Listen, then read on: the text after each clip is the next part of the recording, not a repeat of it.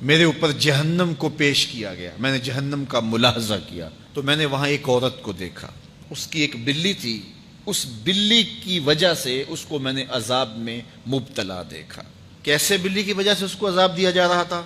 اس نے بلی کو باندھا ہوا تھا، قید کیا ہوا تھا، نہ تو اس کو وہ کوئی دودھ دیتی تھی، کوئی اس کو کھانے کے لیے چیز دیتی تھی، اور نہ ہی اس کو چھوڑتی تھی کہ وہ زمین کے کیڑے مکوڑے کھا کے اپنے پیٹ کی آگ بجھا سکے، یہاں تک کہ وہ بلی بھوک کی وجہ سے مر گئی۔ رسول اللہ فرماتے ہیں بلی کی اس مالکہ کو میں نے جہنم کی آگ میں جلستے ہوئے دیکھا۔ اور عمر بن عامر الخزائی، بنو خزاعہ کا شخص عمر، اس کو میں نے دیکھا اپنی انتڑیوں کو جہنم کی آگ میں دھکیل رہا ہے، اس کی انتڑیاں نکلی ہوئی ہیں اور جہنم کی آگ میں گھسیٹتی ہوئی اس کی انتڑیاں جا رہی ہیں۔ یہ پہلا شخص تھا جس نے سائبہ بنائے تھے، جانوروں کے کان چیر دیے اور بتوں کے نام پہ چھوڑ دیے، یعنی سب سے پہلے بت پرستی کا آغاز عرب میں کرنے والا بنو خزاعہ کا عمر بن عامر یہ تھا۔ تو اس کو میں نے حضور نے فرمایا دیکھا کہ یہ جہنم کی آگ میں جلس رہا ہے، چونکہ اب جتنے بھی لوگ بت پرستی کریں گے ان سب کا گناہ عمر بن عامر کے نامہ اعمال میں درج ہوگا،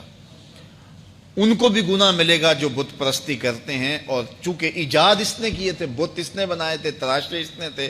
پھر اس کے بعد اس نے جانور بتوں کے نام پہ چھوڑے تھے، چڑھاوے چڑھانے کا انداز اختیار کیا تھا، لہٰذا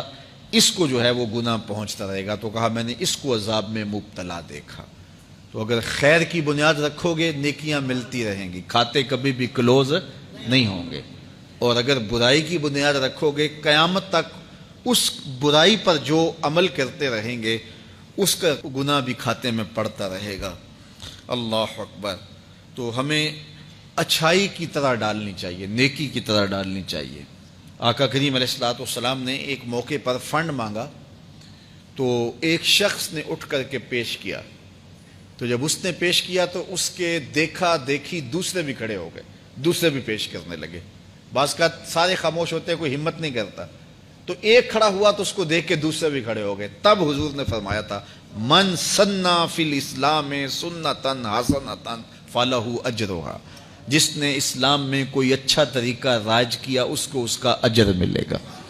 اور پھر اس کی دیکھا دیکھی جس نے بھی کوئی اچھا کام کیا اس کا اجر بھی اس کے اجر کی کمی کے بغیر اس کے کھاتے میں بھی داخل ہوتا رہے۔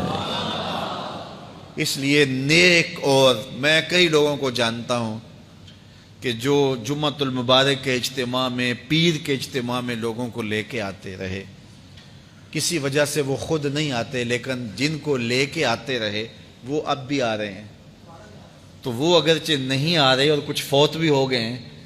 تو جو جن کو لے کر آئے ان کے کھاتے کا ثواب ان کے نامہ اعمال کے کھاتے میں بھی درج